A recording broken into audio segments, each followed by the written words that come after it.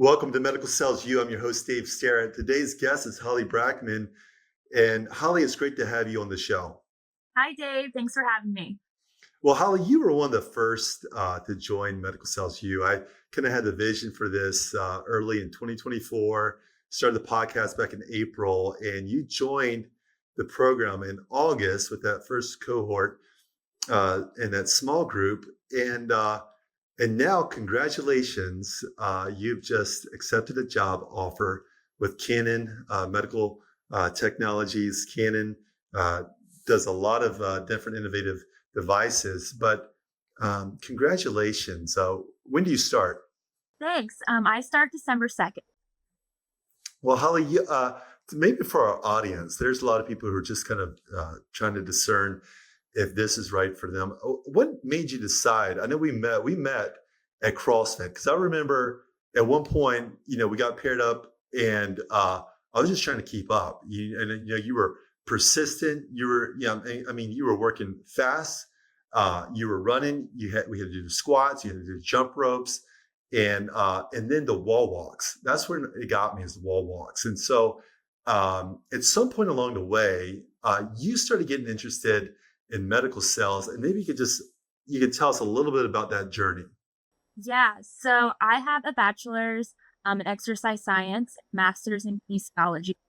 So, while I was in college, the sales side was kind of always on my radar. I was a nanny in college, and the family that I nannied for, they were high up in sales. So I kind of got to see what their lifestyle was, what their challenges were, and what kind of motivated them along the way. So it kind of always threw that idea at me. But while I was in college, I thought I wanted to go clinical. And then while I got into that role, I kind of realized, that hands-on patient care really wasn't for me. But I still wanted to stay in the medical field in some way, but kind of go that more business route with it. I like that. I think my wife mentioned something similar. She had nannied for a family when she was in high school, and the guy was in pharmaceutical sales, beautiful home, and she was thinking, it's a nice family. They pay me well, they treat me well, and that's really interesting. So, what kind of led you going into college? Tell us about your whole college experience. Yeah. So when I was in high school, I was pretty active in sports. Um, What did and you play? What sports did you play? I played soccer and I ran track. Okay, So big that runner. explains why I was trying to keep up with you that day at CrossFit. And Yeah. by the way, for those of you in the Columbus, Ohio area, 11th Element is what it's called. I'll just send out a little shout out to Graham Holmberg. He's great. I think he won the CrossFit Games about 10 years ago, and it's a great community. But okay, so you ran track, Mhm. you played soccer, Yep. and okay, and what was your major in college? So my first year, I was undecided. I had no clue what I wanted to do. And then I kind of sat down with one of the advisors, and she's like, well, what are your interests? I was like, well, I know I like sports and I like, diet side, eating healthy. So she kind of recommended me to go into exercise science. I loved it. So I graduated my undergrad in 2020, right when COVID hit. And unfortunately, there weren't many job openings during that time. So I kind of made a decision to go on to grad school for 2 years and majored in kinesiology with a specialization in exercise physiology. So that's kind of what I did throughout college. Excellent. That's great. Holly, how old are you? I am 26. 26 years old. So you got your master's degree, and then tell us about the first job you had right out of college. Yeah, so I did corporate fitness for a company outside of Columbus. Um, Okay. it was kind of like a bigger company, so what their employees do are like medical campus. And then I would personal train them, lead group exercise classes, have different fitness challenges. I did that for about 6 or 7 months. Like I said, my goal at that time was to go clinical. And then a job opened up where I did cardiac and pulmonary rehab for about a year and a half, close to 2 years. Um, Great experience. I love doing it. But again, the more I got into that role, the more I realized that hands-on patient care really wasn't for me. So What was the biggest challenge with that whole? Because we all go through different jobs that you're like, man, this is really hard. And gosh, God bless the people who did. Like I was a high school teacher for 2 years. I taught 12th grade students and I enjoyed it. There was aspects about it, but then I'm like, long term, this just isn't for me. What was it about that job that was your biggest challenge? Yeah, so while I was in that role, I noticed I really liked talking to the patient and kind of helping them, solve whatever problem they're having. So trying to find the right piece of their puzzle there. However, when there's times where someone would say, "Oh, I have chest pain," or there's experiences where patients would, fall off the treadmill and go into cardiac arrest. I just knew for me being hands-on, it made me very anxious, trying to save that person's life. So I just kind of knew, that wasn't for me, but I still like helping them, put those pieces together. Wow. Okay. And then when we met, what was it? I don't know if I told you I was in medical sales, or I think you might have added me on LinkedIn or something like that. What was that whole process? How did you get interested in joining my program? There's other things out there, there's other routes to go. What made you think, you know what, I'm kind of interested in this? Yeah, so I actually, I was talking to another girl at the gym, and she was like, "We need to build your LinkedIn profile." And at that time, I was like, "I have LinkedIn, but I really don't know how to use it." So, her name's Melissa, and she sat down with me at a coffee shop, and we just went through LinkedIn. We added everyone at the gym, and I think she owns a business of her own. It's kinda like, "What are you good at? What are you passionate about?" And then I kind of told her, pharmaceutical or med sales always, a goal of mine. She's like, "Oh, you should add Dave, link with him, see what he's up to," and then added you on LinkedIn. Um, Okay. and I think I spoke with you at the gym.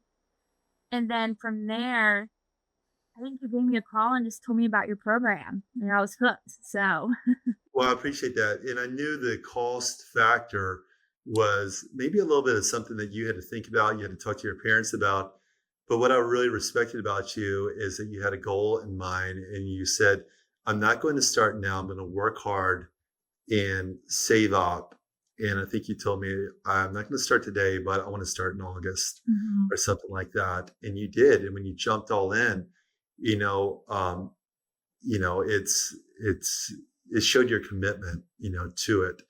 And then we started, small cohort. Sometimes it was four of us. Sometimes it was just you and me on Mhm. those Zoom calls. What were some things that you learned that you weren't expecting when you got into this mentoring program? Because I think there's people that are listening who are kind of on the fence. They're not sure if this program, Medical Sales U, is right for them. With me, there's other programs out there. What were some things that were maybe some surprises that helped you along the way? Yeah. First, I would say definitely in the cost of the program, compared to other programs, it's right in that price range where I was okay with, felt comfortable. Um, let's see. Um, so repeat that question again, Dave. Yeah, that's good. I put you on the spot. Um, yeah, the cost of the program, and then some of the things maybe.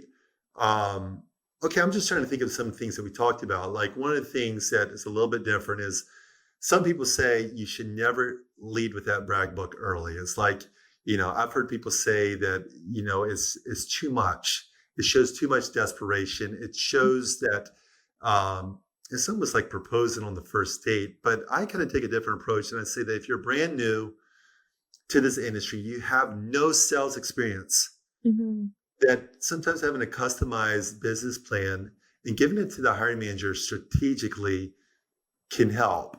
And you did that, right? You Yeah. not all the time, but you did that sometimes, and you actually got some positive feedback. Isn't that right? Yeah. So, like I said earlier, navigating through LinkedIn was a huge help with this program. So, a lot of the times, I'd make that brag book, depending on what the job I was applying for, try to search the company, search people, employers with that company, just connect with them. That was kind of, the biggest thing that I was trying to do was connect with so many individuals throughout the week, and trying to find that hiring manager's name.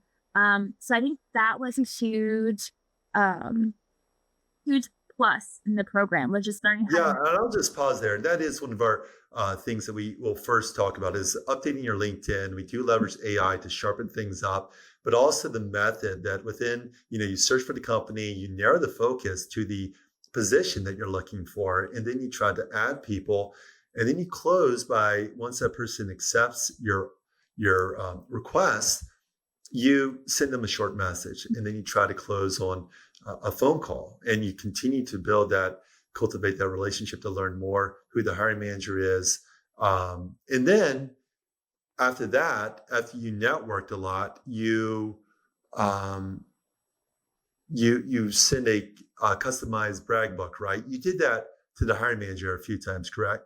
Yeah, I think I maybe 10 to 15 brag books. I would say, Right.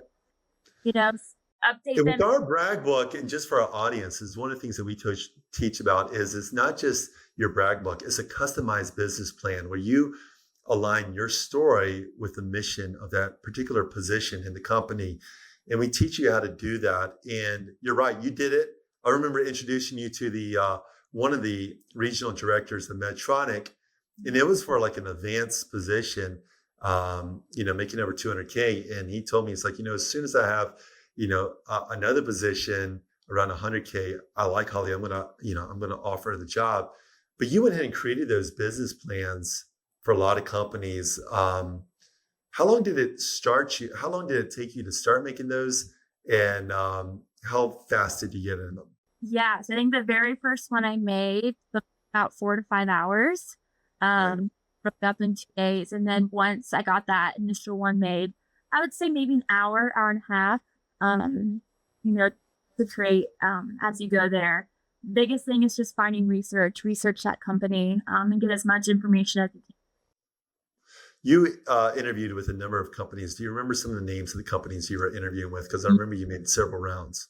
Yes, so I was interviewing with Johnson& and Johnson, let's see, AbbVie was one of them, Yeah. Medtronic, and then Canon Medical Systems. Those are kind of top 4. So this position that you took with Canon, surgical. Tell us what a little bit drew you to this. Why this position opposed to, some of the other companies out there? Because I remember you mentioning this, and for your personality, I think some of the surgical positions, uh, you were not drawn to quite as much. What drew you to this position? Yeah, so I think right away, while I was interviewing the hiring manager and another employee, I just thought we connected really well. I think during that interview, again, I just feel like um, easy to talk to, and like they kind of understood where I was coming from. Also with Canon, so a little hesitant to be in the operating room. So this one's more X-ray and ultrasound machines, what I would be selling to hospitals. So I feel like, starting out, this is great, kind of learning the ropes of everything. It's an entry level position, learning product information, but also learning the sales route with it as well. So I felt like where I was at this entry level, this is a perfect role for me. And, the more I got talking to the hiring manager, Canon felt promising, and a lot of employees have worked there for years. So hopefully I can make this company kind of part of my home. Yeah. So Wow. Well, I'm so excited for you. I think you're going to do great. And, this is just the start. The hardest thing I think is breaking in. We all have different challenges, but once you get in, there'll be new challenges, but you just overcome them one by one. You did that. I applaud your persistence. Tell us a little bit how you did this, because you were working full time, you mhm. know, um, doing this. You still work out, you go to the gym. Tell us, how did you find time to apply to all these jobs? Because I talked to some people, and there's just not an urgency. How did you manage your time to apply to this job? What did that look like? Yeah, so I think for me, what it came down to was I wanted it so bad. Like I wanted to get into this field. So I kind of had to adjust my work schedule, or like my day-to-day schedule throughout the day. So I worked full time. I worked 7:30 to 4 every day. Usually try to go to the gym from 4:30 to 5:30. Come home, shower, eat, and then my goal was 2 hours each night, kind of sit down, look at jobs and create that brag book. So dedicated 2 hours every evening for That's that. fantastic, Holly. The discipline that you have, the consistency for you to treat it like another job. Say, I'm going to log in. I'm going to do the steps that I need to do, and you did it. 2 hours a day, even if you're getting rejected, even if you're in that waiting game. I remember there you went through multiple rounds with one of the large medical device pharmaceutical companies.